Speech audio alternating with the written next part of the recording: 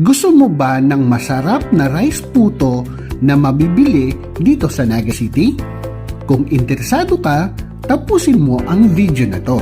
Dito sa Naga City, may tutulungan akong isang business owner na si Raul Balani ng Kicks Rice Puto. Ang rice puto ay isa sa mga tradisyon na pagkain ng Bicol. Ang partikular na steamed rice puto ay ginagawa sa pamamagitan ng paghalo ng standard at glutinous rice sa asukal, gatas at tubig. Ang timpla ay hinuhubog sa isang molde bago ito lagyan ng bukayo. Ang bukayo ay isang panghimagas ng Pinoy na gawa sa pinatamis na coconut strips.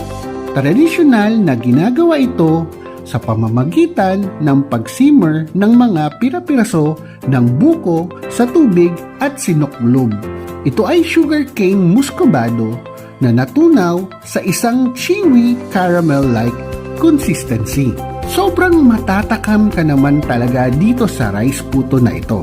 Tamang-tama ito sa mainit na kape o tsokolate. Ang Kicks Rice Puto ay matatagpuan sa Mulabi Street, Corner Hakub Extension, Naga City. So ano pa ang hinihintay nyo? Try nyo na ang Kicks Rice Puto.